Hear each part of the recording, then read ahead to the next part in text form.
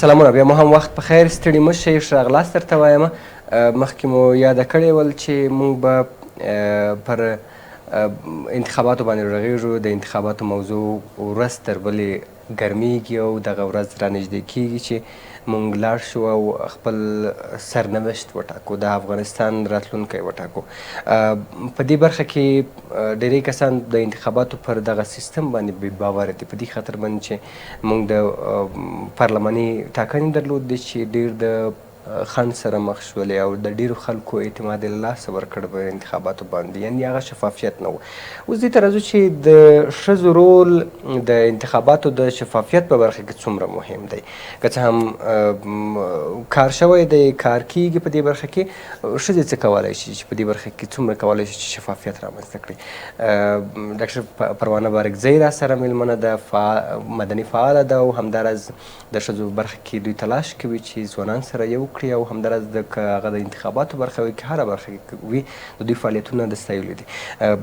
ستړي مه شئ او ښه راغلاست درته وایم. ډیره مننه. سلام تاسو ته وړاندې کوم او ستاسو د تخنیکي همکارانو ته او ستاسو د تلویزیون د لارې نه ټولو په افغانستان کې د درد لیدلو او د غم لیدلو خپل هیواد ته سلام وایم. ډیره زیاته مننه. که څه هم ستونزې زیاتې دي، هره ورځ درد، غم، جګړې په دې برخه کې د سولې پروسه او بیا ورپسې د انتخاباتو دغه لړۍ را روانه ده. څنګه ارزوئ د خلکو نظریات؟ تاسو ګورئ د خلکو سره د ځوانانو سره ناسته ولاړه لرئ، موږ د پارلماني انتخابات هم درلودله. په دې برخه کې اوس انتخابات ورځ تر بلې رانږدې کېږي، دغه به شفافیت برخه یې څنګه ارزوئ چې دغه انتخابات به څه ډول واوسېږي؟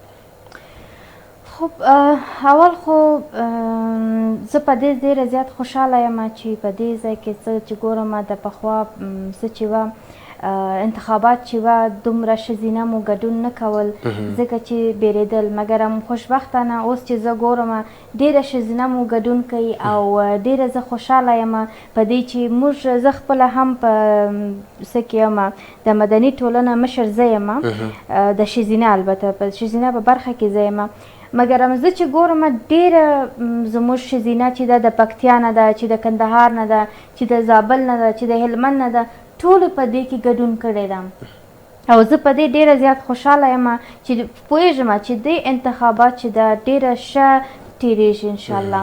د پخوا انتخابات نه دا انتخابات فکر کوم ډېره به ښه وي ځکه چې ښځینه مو ډېره زیات پکې ګډون کړی ده او دوی دومره په مینه باندې موږ ته راځي چې موږ په خپله حیرانه پاتې کېږو چې په دې سختو شرایطو باندې، په دې حالت باندې دوی موږ ته داسې په مینه باندې راځي چې یعنی زه خپله ورته حیرانه یم. یعنې ته په همدې خاطر باندې چې دوی هغه علاقهمندي د انتخاباتو سره او همداراز د دې په خاطر باندې چې دوی خپله د انتخاباتو په پروسه کې دخیلي واوسېږي، دا خوشبیني شته ده چې د تېرو کلونو په پرتله باندې به انتخابات شفاف او ښه واوسېږي.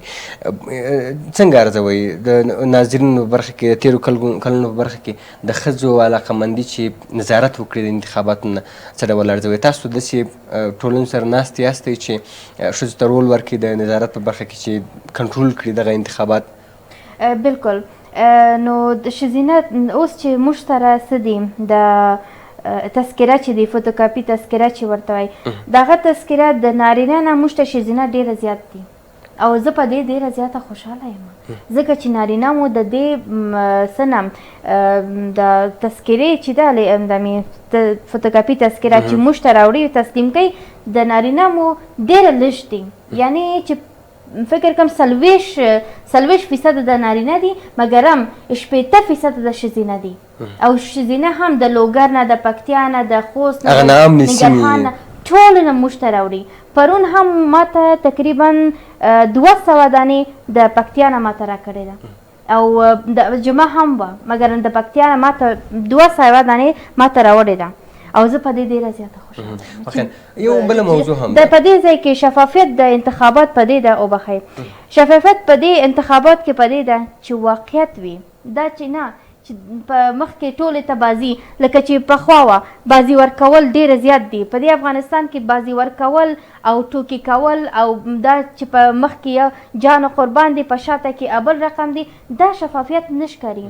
کله هغه شفافیت ښکاري چې څه په خوله لري هغه په زړه باید ولري، چې څه په زړه لري هغه باید په خوله ولري.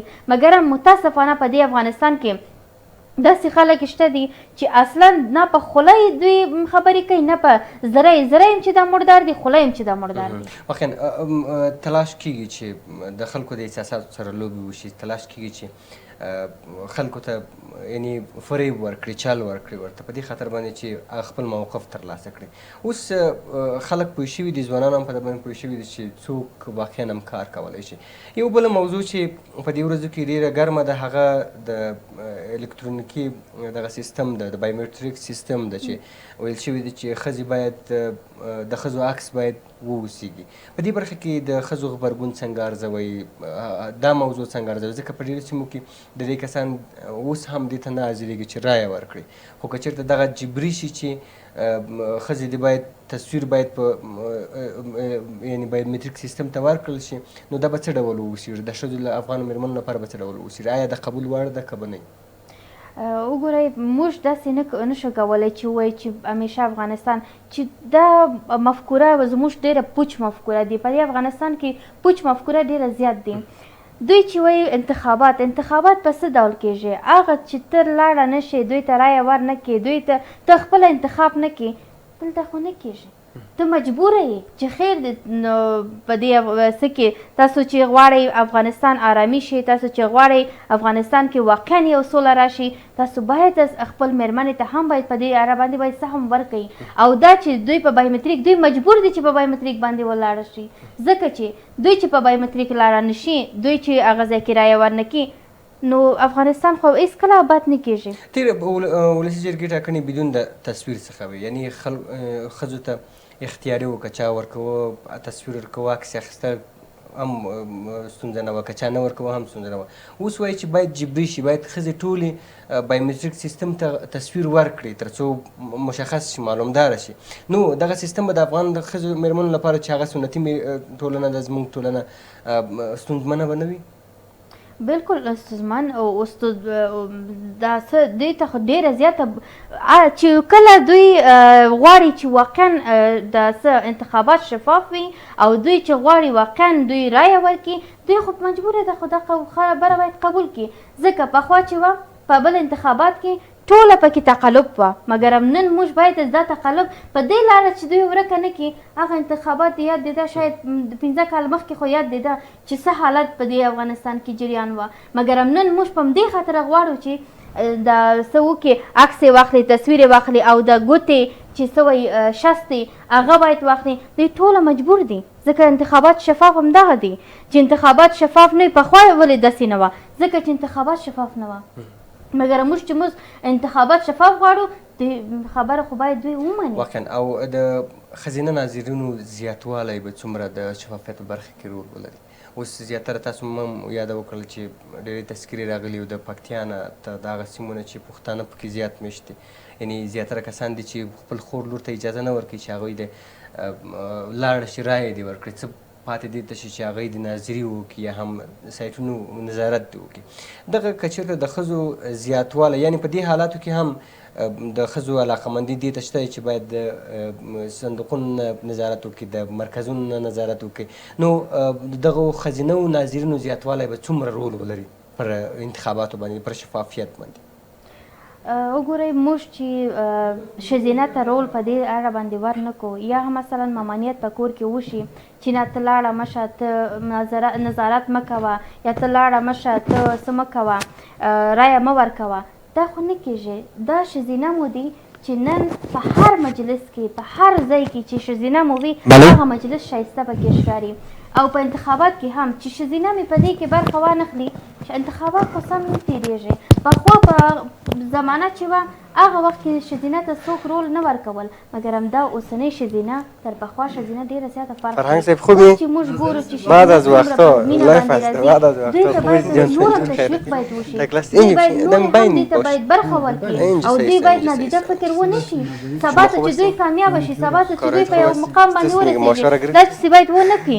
ځکه چې هغوی د پکتیا نه، د لوګر نه، د خوست په دې شرایط باندې دوی موږ ته دلته راځي او ما موږ ته تذکره راوړي. په داسې حالت باندې چې طالب دي په لاره باندې داعش دي په لاره باندې هر رقم ستونزه سره دوی مخامخ دي مګر دوی بیا هم راځي او موږ ته تذکره راوړي او موږ ته وایي چې موږ نظارت کوو نو موږ ته د ویاړ خبره دي مګر دوی ته چې ځای دلته نه ورکوي دا دوی دولت ډېره په دې کې باید پام وکړي پیام مو هغه ښځو ته چې هغوی لا هم د رایې ورکولو تصمیم نه لري یا هم تصمیم دا نه لري چې د دې انتخابات د چانو معلوم خود شد د شفافیت په برخه کې خپل رول ولوبوي او کولی هم شي څه دی څه غواړي ورته ووایي دوی باید په دې ډېر زیات هغوی رول لري او دوی هم باید دومره مرسته وکړي موږ سره زموږ په څنګ کې باید ولاړه شي لکه سم همداسې چې اوس ولاړه دي تر اخره پورې همداسې ولاړه شي انشاءالله تعالی چې دا ښځینه مو چې دا زموږ په څنګ کې چې وي موږ حتما څه کېږو کامیابه کېږو انشاءالله او په خپل په مقصد او مقام باندې موږ رسېږو او موږ دا نادیده بیا هېڅکله فکر نه کوو انشاءالله په همدې هیله یو چې شفاف انتخابات ولرو هغه انتخابات چې د خلکو هغه توقع او تمه ده ورته ډېره مننه چې راغلئ زموږ بلنه ومنله ډېره مننه له تاسو خوشحاله اوسئ تاسو هم ډېره زیاته مننه چې ملتیا مو راسره وکړله اوس هم یوه لنډه دمه ده دمې نه وروسته بیا هم راسره ملتیا وکړئ موږ له تاسو